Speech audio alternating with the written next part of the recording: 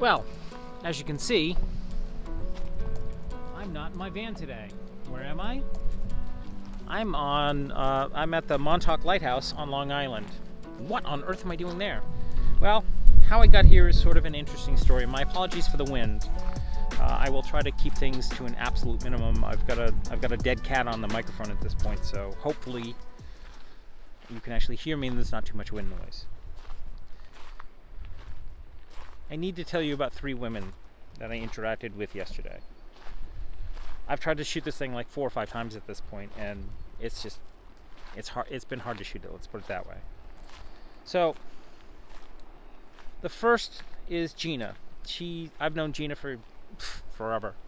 Like almost 40 years. Gina and I have history, but we're not going to get into that part. But it does affect what I'm about to tell you. A few months back, Gina lost her romantic partner, and it was devastating to her, as one might imagine. And if that weren't, bad enough, life handed her a double whammy. Her hips are failing her. They're deteriorating. So she's going to need a double hip replacement. The woman is basically in pain 24 hours a day, 7 days a week. And when I heard these 2 things, it just broke me. It just broke me. My heart broke for her. Here I am whining about, I don't have enough money. She's like, this is happening to my friend.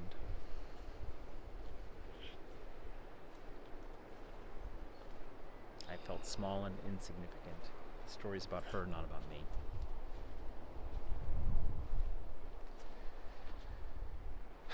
So Gina offered me breakfast, which she cooked, and lunch, which she also cooked. By the way, thank you very much. It was very tasty. Filled my gullet, and that's the important part. But she's on her feet, 6 hours a day. Every day. Because where else? She needs to eat. She needs to pay her bills. How's that going to happen?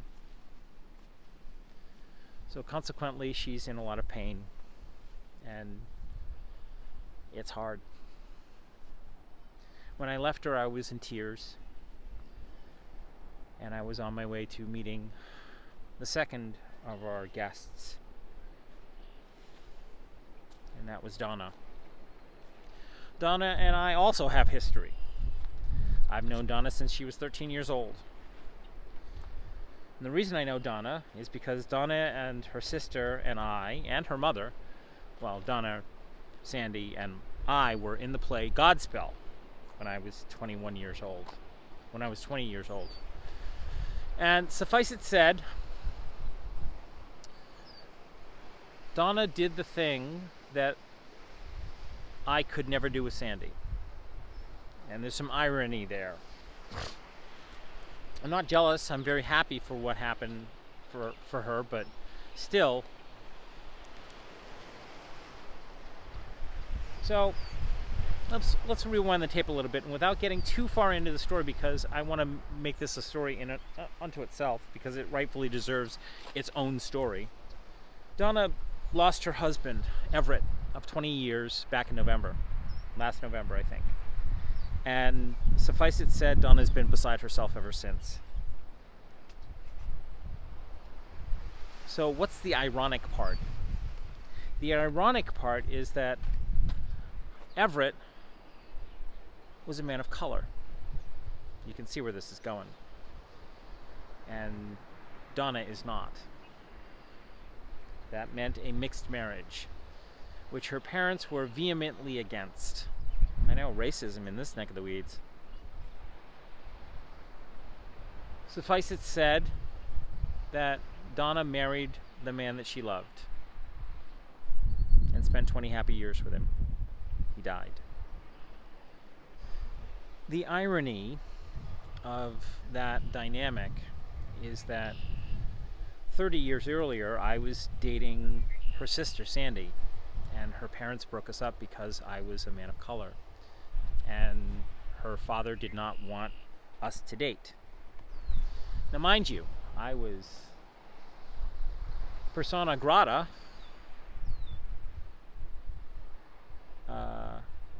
until I started to date his daughter.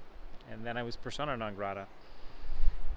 And he never said a word to me. It was actually his wife, Pat, that did the talking. But that's a whole different story for a whole different day. We talked for about 2 hours, reminiscing about the past.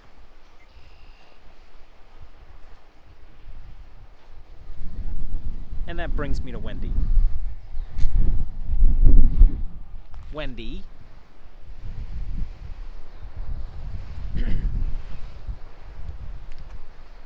I was driving along along 95, and I decided to pull off to a truck stop. And it's either serendipity or coincidence or just happenstance that very truck stop was exactly 30 minutes from the Long Island ferry.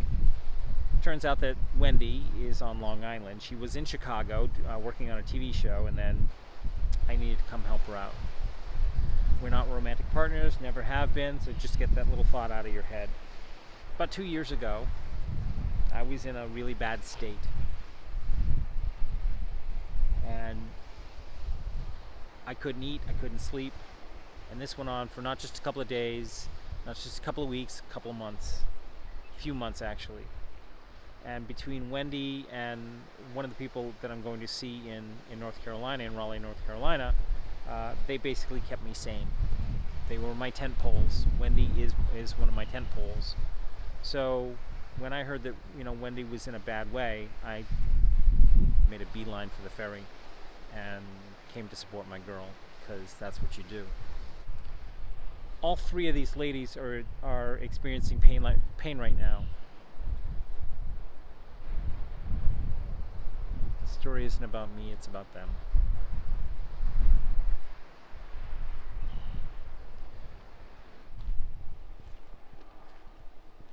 We all have a story to tell, and I look forward to telling them.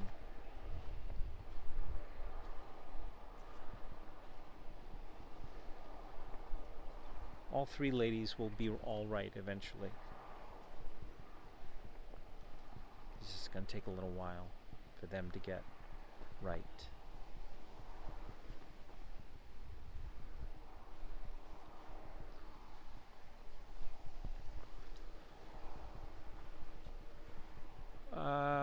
Plans. My next stop is actually Reston, Virginia, and that's Mason Miller. I will see you in a few days, Mason. And then after that, small change of order of the North Carolina stops. The Outer Banks will be first, then Raleigh, and then finally Mark in Greensboro.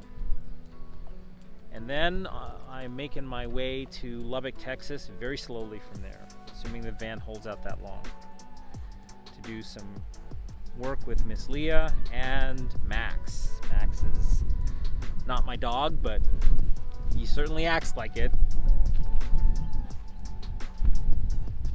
And that is the plan. And then from there I'm heading west. Alright, that is all the news that is fit to video today, kiddies.